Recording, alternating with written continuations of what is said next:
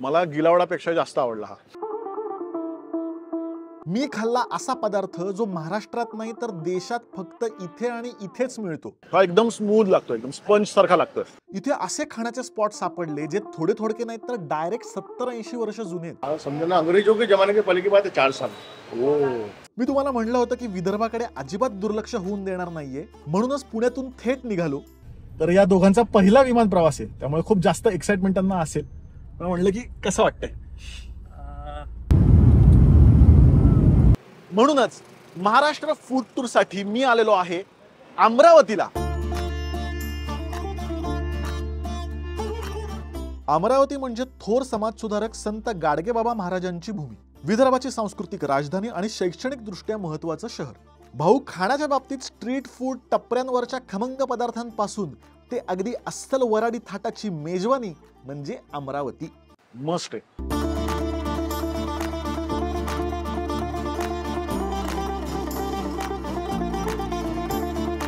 तर अमरावती म्हणल्यावर मला बऱ्याच कमेंट आला, गिलावडा खायला ये ना बे। पण फक्त गिलावडा नाही तर अमरावतीतले बाकी पण इंटरेस्टिंग पदार्थ आपण एक्सप्लोर करणार आहोत। अमरावतीतल्या प्रसिद्ध जवाहर द्वारापाशी मी उभा आहे, सकाळची वेळ आहे, भूक लागली आहे, चला काहीतरी खाऊया।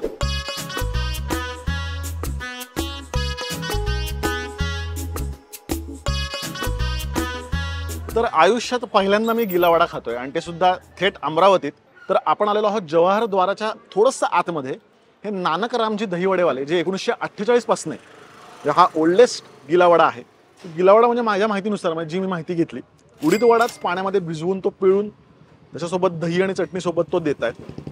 पहिला घास दहीवड्याचा भाऊच वाटतंय, पण दहीवड्याचं टेक्स्चर थोडं वेगळं असतं, थोडंसं रवाळा लागतं दहीवडा। हा एकदम स्मूथ लागतो, एकदम स्पंज सारखा लागतं। पण म्हणतात ना की कम्प्लिटली वेगळी डेलिकसी आहे ही। चटणी पण सुरेख आहे आणि ती दही सोबत छान जाते। लाल चटणी पण आहे आणि हिरवी चटणी सुद्धा आहे। थोडासा चाट प्रकार असतो ना तसं पण लागतंय, पण प्रचंड चविष्ट आहे आणि चटपटीत आहे। आणि मुख्य म्हणजे ओला असण्याचं प्रमाण एकदम असं लिमिटेड आहे, मर्यादित आहे। नवीन प्रकार पहिल्यांदा खाल्ला आणि एकदम आवडला। थँक्यू अमरावतीकर, मला खूप साऱ्या कमेंट करून बोलवल्याबद्दल। सुरेख आहे तुमचा गिलावडा, आपल्याला लय आवडला। आपण खातोय कांजी वडा। हा आहे मुगाचा वडा।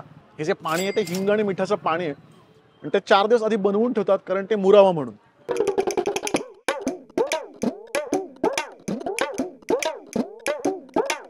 मला गिलावडापेक्षा जास्त आवडला हा। जे पॅलेट आहे ना अगदी ते एकदम स्वच्छ होतं, म्हणजे तोंडाला चव येणं म्हणतात ना, तो प्रकारे एक घास खाल्ल्यावर। आणि नुसतं पाणी हे आणि भारी गोष्ट म्हणजे यात मसाला नाही, काही जळजळीत नाही, हिंगाचं पाणी आहे जे पचनाला पण खूप छान आहे। लोक 2-2 वाट्या मारतात पाणी हे सकाळच्या वेळेला, अजून एक वाटी मी मारणार आहे पाणी। संपूर्ण ट्रिप कांजीवड्याच्या एका घासात वसूल झालेली आहे। अपने 80 ईयर्स हो गए। नहीं, गिलावड़ा अभी 15 साल हो गए अपने को चालू करने। ये सबसे पुराना है, ये अमरावती जिले में अपने ही मिलता। अच्छा, कांजीवड़ा ये कैसे अपनी रेसिपी इन्वेंट किया? नहीं, हम राजस्थान के हैं ना, राजस्थान में मिलता वहाँ से, दादाजी ने चालू करे।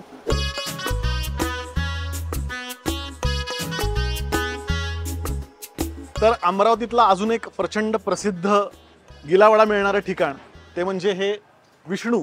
तर मनीष म्हणून यांची एक गाडी आहे आणि त्यांचंच हे मोठं शॉप आहे। तर आपण गिलावडा घेतलाय आणि इथे मंगोरा नावाचा पण प्रकार मिळतो, तो खूप प्रसिद्ध आहे। मंगोरा म्हणजे जो आपण कांजीवडा खाल्ला होता तोच, पण विदाऊट पाणी, चटणी आणि दह्यासोबत तो सर्व करतात। मंगोरा संपलाय, आपल्याला गिलावडा दिलाय। मी चमचा शोधत होतो, तो म्हणला नाही हाताने खायचा असतो। तर आपण खाऊन बघूयात। आधीचा जर गिलावड्याचा प्रकार आपल्याला खूप आवडला। तिथे फक्त 2 चटणी आणि दही होतं, इथे 2 चटण्या, दही आणि खट्टाई म्हणून त्यांनी काहीतरी टाकलं आणि शेव पण दिली आहे। आपण खाऊन बघूयात।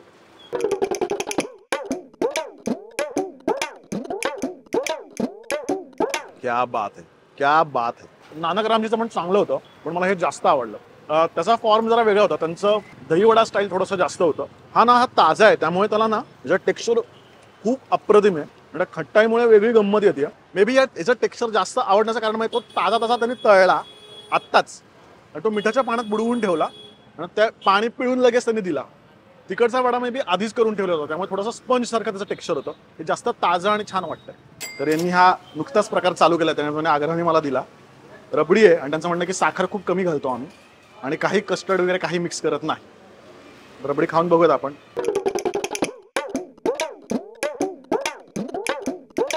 केशर आहे याच्यामध्ये आणि खूप सुरेख रबडी आहे. अजिबात जास्त साखर नाही. गिलावडा तर बेस्टच आहे. रबडी खास खायला यावं, इतकी छान रबडी आहे.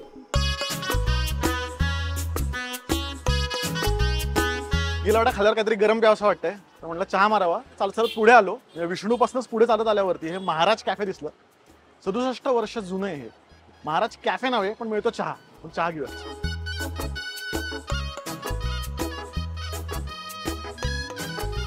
असे जुने जे अमृततुल्य किंवा चहाची दुकानं असतात ना, ते मला तिथे जायला खूप आवडतं. कारण असं एक वेगळंच कल्चर असतं तिथे. लोक पण अशी सगळी टिपिकल त्या शहरातले तिथे येतात.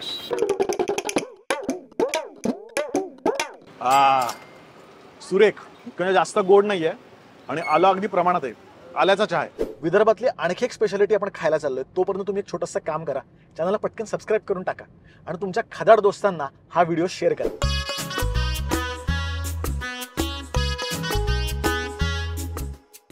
पूनमचंद यही आहे. खूप ऐकलंय, मला गुगलवरती दिसे ना, म्हणलं हेच आहे काय विचारावं. आपलं जुनं आहे ना खूप. आणि स्पेशालिटी काय?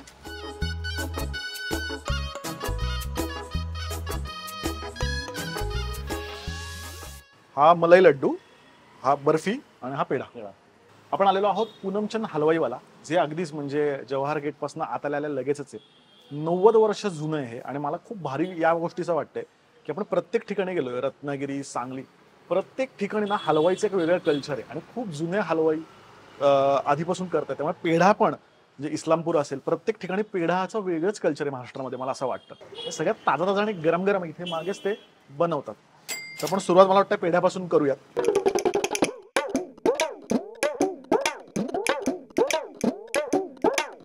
सुरेख, थोडं जास्त भाजलंय आणि मला बेळगावच्या कुंद्याची आठवण आली. थोडी खरपूस चव असते ना, त्याची चव आहे. सुरेख आहे पेढा. तर हा मलाई लाडू आपण ट्राय करूयात. एवढं की पनीर बनवून त्याच्यामध्ये साखर इलायची करून ते बनवतात.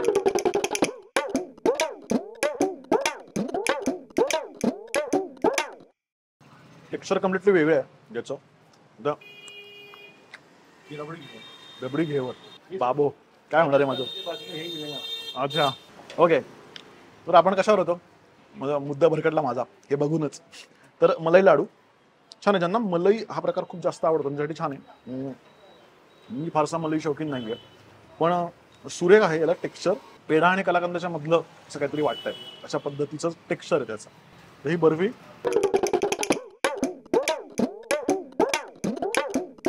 कलाकंद सारखी लागते. त्याला म्हणतात बर्फी आणि कलाकंद टाईपच आहे. तर घेवर आणि रबडी आपण घेऊयात. मला वाटतं हे पण राजस्थानीच आहेत. म्हणजे इथे मी बघतोय विदर्भ आणि मराठवाड्यात बरेच राजस्थानवरनं पिढ्यानपिढ्या येऊन इथे त्यांनी स्वतःचे व्यवसाय चालू केले. ते कम्प्लिटली ते म्हणतात की प्युअर तुपामध्ये बनवलं जातं. घेवर मला जालन्याची आठवण आली. जालन्यामध्ये पण खूप प्रसिद्ध घेवर मिळतं. तर आपण इथे खाऊयात. विष्णूमध्ये आपण रबडी खाल्ली. ही रबडी कम्प्लिटली वेगळी आहे, कसलाही फ्लेवर नाही आहे, खूप प्युअर आहे. फक्त रबडी खावी इतकी सुरेख आहे. आणि घेवरचं पण चव वापरून छान झिरपली आहे रबडी त्याच्यामध्ये. आता गुलाबजाम. गुलाबजाम म्हणजे आपला वीक पॉईंट आणि ताजा दिसतोय. हा गरम गरम त्यांनी कढईतनं काढलेला आहे. एकच तुकडा खाऊयात त्याचा.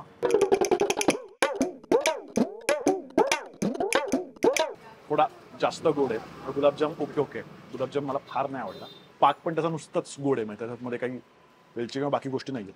पण बेस्ट गोष्ट म्हणजे सांगतो, सगळ्यात मला खूप सगळ्यात जास्त आवडलं म्हणजे घेवर रबडी बेस्ट. नंतर पेढा सुरेख आणि कलाकंद किंवा बर्फी हे पण छान. त्यामुळे जर आला अमरावतीला तर मस्ट आहे. आणि इथे येऊन ताजा ताजा घेवर रबडी तुम्ही खाऊ शकता. भारी वाटतंय. आणि इथे चुलीवरतीच पूर्णपणे हे दूध आटवत आहेत. आपल्या डोळ्यासमोरच सगळ्या गोष्टी बनतायत. हे जास्त भारी वाटतं. आणि असा भूतकाळामध्ये येऊन जुन्या हलवायाकडे आपण आलोय, जे गोष्टीमध्ये असतं, आपण त्याची चित्र बघतो, तशा पद्धतीचा अजून त्यांचा सेटअप आहे. छान आहे. ये पिताजी आपके पिताजी, हाँ, इनके पिताजी ने दुकान लगाए थे. कितने क्या साल क्या था वो आप याद? समझो ना, अंग्रेजों के जमाने के पहले की बात है, 4 साल. ओ, अंग्रेजों के जब यहाँ फाटक था 8 बजे, उन्होंने हमको दादाजी बैठते थे ना कभी बाई चांस संडे के दिन, तो हमको बताते थे कि बोले पहले फाटक थे यहाँ पे 8 बजे ये बंद हो जाता था गेट. हाँ हाँ. जो बाहर है बाहर, जो अंदर अंदर. और अंग्रेज लोगों का बड़ी बड़ी बंदूकें थी, वो हाँ. अंदर किसको आने नहीं किसको जाने नहीं देते.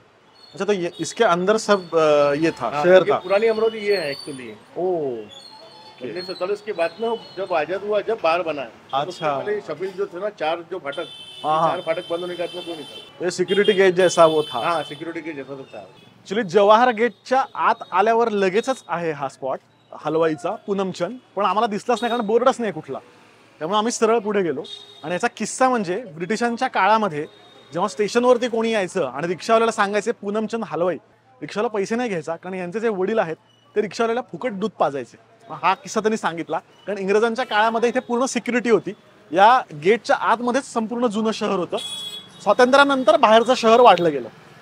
पुढच्या स्पॉटला आपण जाऊयात. न्यू मामा रिफ्रेशमेंट आगे जाके.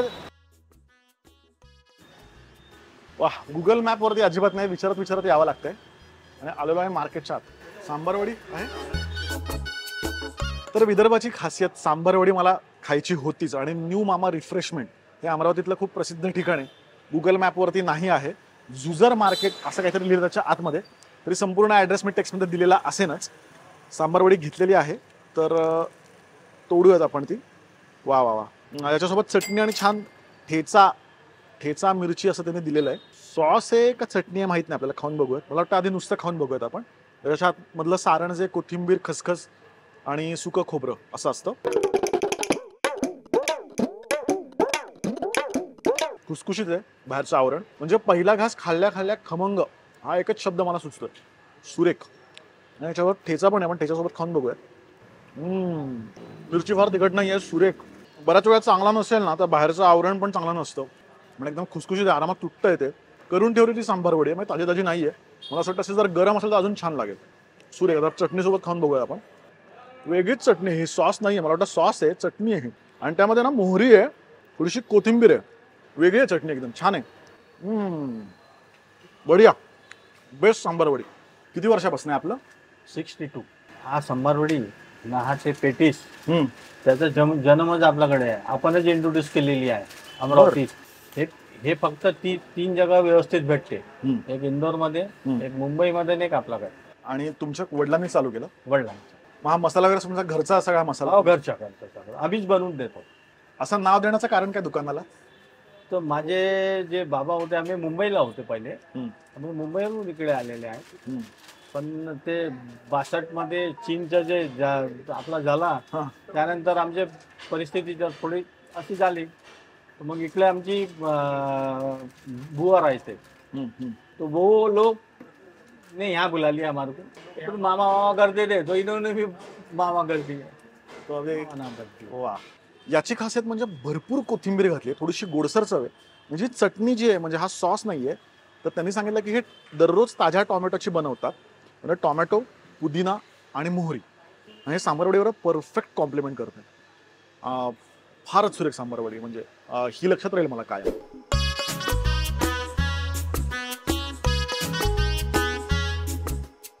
इथली खासियत म्हणजे सांबारवडी. म्हणजे विदर्भाचीच खासियत आहे सांबारवडी.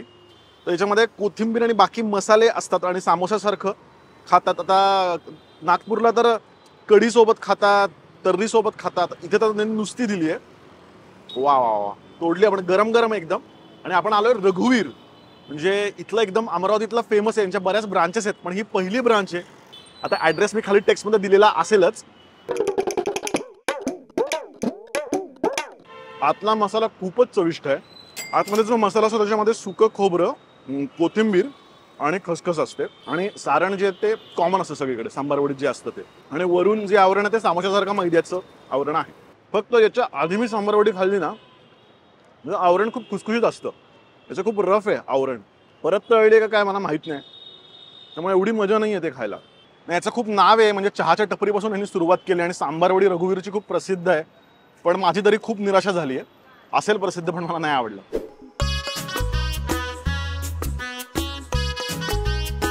एक आलू बोंडा, भटारखाना आणि डायनिंग हे एकाच ठिकाणी हे पहिल्यांदा मी बघतो समोर. तर अमरावतीमध्ये सुद्धा आपले सबस्क्रायबर्स भेटतात, त्याचं खूप जास्त भारी वाटतंय. तर तुम्ही केलं नसेल सबस्क्राईब तर नक्की सबस्क्राईब करा आणि तुमचे अमरावती प्रेमी आणि विदर्भ प्रेमींना हा व्हिडिओ नक्की शेअर करा. तेच तर आपण आलेलो आहोत बापू आलू बोंडा. बोर्ड वगैरे काही नाहीये, पण तुम्हाला मी ॲड्रेस जो आहे तो डिस्क्रिप्शनमध्ये दिलेला असेलच. तर इथे म्हणजे वडा आहे तो त्याने असं चुरडलाय, त्याच्यावरती रस्सा टाकलाय आणि दही पण टाकलंय आणि कांद्याची पात पण टाकली. आणि खूप लोकांनी, अमरावतीकरांनी मला रेकमेंड केलं होतं की इकडे खायलाच पाहिजे आणि आपण आलेलो आहोत तर आपण खाऊन बघूयात.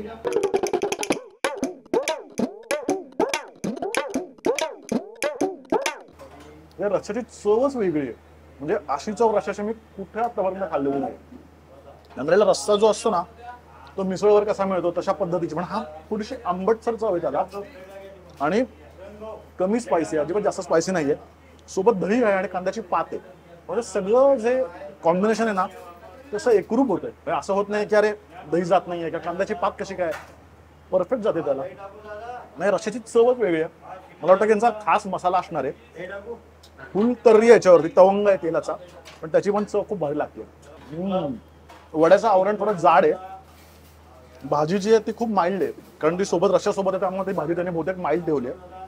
सुरेख. मला वाटतं की अख्खा कसा जाणार, आरामात जाईल. बेस्ट. म्हणजे अमरावतीला म्हणजे मी किती वेळा म्हणणार एका घासात वसूल असं मला वाटतंय. सुरेख आहे. बापूचा आलू बोंडा, वडा नाही आलू बोंडा, नक्की ट्राय करा. 100% रेकमेंड करेन. मी तुम्हाला म्हणलं होतं की रस्सा जो आहे बापूचा तो माइल्ड वाटतोय असं म्हणलं होतं, पण आता आफ्टर इफेक्ट जाणवतोय. जर विदर्भातला झटका ट्राय करायचा असेल ना तर इथे यायचं. वडा फारसा ग्रेट नाही आहे, कारण भाजी खूप कमी आहे, सारणच म्हणजे आवरणच खूप मोठं आहे, सारण कमी आहे, पण सगळी जी गंमत आहे ती रश्श्याची आहे. त्यामुळे जर विदर्भातला एकदम झटका ट्राय करायचा असेल तर नक्की आलू बोंडा रस्सा ट्राय करा. तर भाऊ, अमरावतीच्या आपण प्रेमात पडलेलो. इथला गिलावडा म्हणू नका, सांबारवडी म्हणू नका, खाऊन खाऊन पागल झालो ना बे. पण इथेच अमरावतीचा भाग संपत नाही. आपण अजून एक भाग करणार आहोत ज्यामध्ये आपण जेवणाचे इंटरेस्टिंग स्पॉट अमरावतीत दाखवणार आहोत. त्यामुळे लगेच मला कमेंट करू नका की अरे हे राहिलं ते राहिलं. अमरावतीचा पुढचा भाग सुद्धा बघा. त्यामुळे भेटूयात बुधवारी. तोपर्यंत हॅपी जर्नी.